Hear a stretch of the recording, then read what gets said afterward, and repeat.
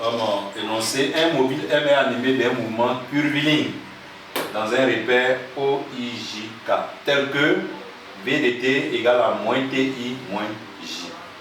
C'est-à-dire mouvement curviligne dans un repère. Donc, mouvement curviligne, on peut utiliser deux repères. On peut utiliser le repère OIJK, qui est le repère cartésien. On peut curviligne aussi, on peut faire appel aussi à l'autre repère mobile qu'on appelle la barre de freinée. Donc déjà, on doit penser à ça. Vt égale à moins Ti moins J.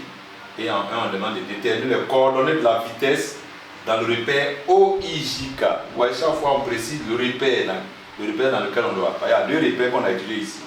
Le repère OIJK et le repère tau n. Ça peut manière que la troisième question, on va revenir sur le repère tau n. 2. Déduis la valeur de la vitesse en fonction du temps. Et en 3, détermine dans la barre de freinée, la barre de freinée c'est tau n,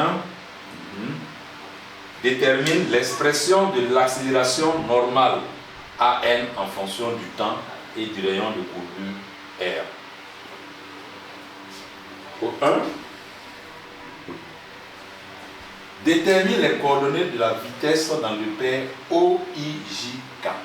Qu'est-ce qu'on connaît dans l'énoncé? Dans l'énoncé, ce qu'on a comme données, c'est V de T.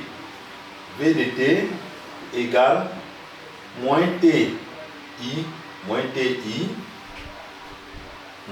J. Et qu'est-ce qu'on nous demande? On demande les coordonnées de la vitesse. C'est les coordonnées qu'on nous demande ici. Or, dans notre cours, nous avons dit quoi? V se met sous quelle forme? V de T se met sur la forme X, I plus Y, J plus Z point K. Voilà. Voilà l'expression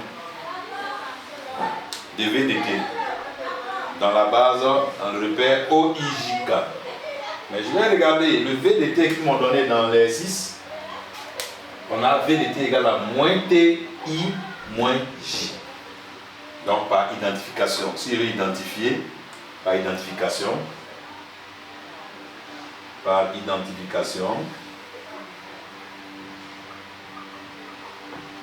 on va regarder. Voilà, I accompagné de quoi? Donc on va faire le I. Donc le X point correspond à quoi? À moins T. Je vais regarder également J. Voilà J. Donc ça veut dire que lui, le coefficient qui l'accompagne correspond à Y point, correspond à moins 1. Hein, on n'a pas besoin d'écrire. Vous avez moins, on n'a pas besoin d'écrire le moins 1. Le K, on constate que le K n'existe même pas dans l'expression. Donc ça veut dire quoi? Le Z point correspond à 0.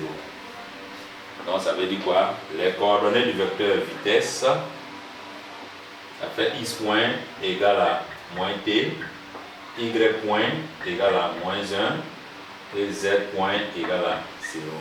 Voilà, résolu mon exercice. La question numéro 1. Voilà, donc c'est pas une c'est toujours la définition. Définition par définition dans le repère V est noté X point I plus Y point J plus Z point K. Étant donné dans le test l'expression de V de T égale à moins TI moins J, il procède par identification et j'ai les coordonnées du vecteur vitesse. Les coordonnées du vecteur vitesse. Cette fois-ci, contrairement à l'application numéro 2, l'application numéro 2, on nous avait donné quoi? Là, on nous avait donné les X, Y, Z. Là, on a dérivé pour avoir les coordonnées. Mais là, nous avons donné l'expression du vecteur vitesse dans le repère OIJK. Donc, on a fait l'identification. Donc, il y a une petite différence. Il y a une nouveauté. J'ai l'expression du vecteur vitesse dans le test. J'ai l'expression de vitesse dans le cas général par identification des déterminants. Or, de l'autre côté, qu'est-ce qu'on connaissait? Dans l'application numéro 2, on connaissait X, Y et Z. Et on avait dérivé pour avoir les coordonnées. Donc, ça dépend de ce que vous avez comme énoncé. C'est quoi toujours l'énoncé, l'élément, quand on vous donne l'énoncé, un élément qui déclenche par quelle méthode nous devons passer pour pouvoir résoudre notre exercice. Qu'est-ce que je connais dans l'énoncé? qu'est-ce que j'ai comme information concernant la question? L'information, voici l'information. Et moi maintenant, je vais faire sortir ce que je connais dans ma leçon et par identification, je détermine les coordonnées. Voici un peu les coordonnées. On passe à la question numéro 2. La question numéro 2, on dit déduire la valeur de la vitesse en fonction du temps. Je dis chaque fois quand on dit déduire, ce qu'on vient de faire doit nous servir. Et là, on dit la valeur de la vitesse en fonction du temps. Valeur de la vitesse en fonction du temps. Coordonnées, ça nous donne quoi? Connaissant les coordonnées, la valeur de la vitesse qu'on a V égale la racine au carré. Je connais déjà les coordonnées. Les coordonnées sont déjà connues. Voilà. Les coordonnées sont déjà là. Donc V, je prends X point. Ça me donne moins T au carré plus moins 1 au carré plus 0 au carré. V égale à racine de T carré plus 1. Voilà, on dit en fonction du temps. On n'a pas donné la valeur numérique, on dit en fonction du temps. Et j'ai vraiment le temps dans la fonction.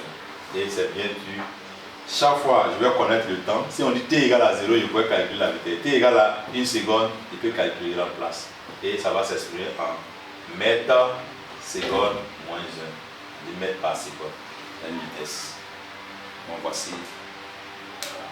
On peut déterminer la vitesse en fonction du temps aussi. Là, j'applique la définition de la norme d'un vecteur. Je termine par, dans la barre de freinée, tout à l'heure on était dans la base OIJK. Il y a les deux bases, on peut les utiliser. Maintenant, on va transformer, puisqu'on a un mouvement curviligne, ça dit quoi? Ça décrit une trajectoire circulaire. Je peux adapter, je peux associer le mobile à un autre repère qui est mobile. Ce repère-là, il est mobile, freiné. Or, ce repère-là, lui n'est pas mobile, il est fixe. Voilà, la différence entre les deux. Le repère, c'est-à-dire là, par exemple, si j'ai une trajectoire curviligne qui est là, je peux avoir un repère, le point M étant là, je peux avoir un repère qui bouge, voilà N, voilà tout. Un repère qui bouge avec le mobile. Or, je peux avoir OIJ quelque part, il est fixe, lui il ne bouge pas avec le mobile. Donc voilà, les deux repères existent.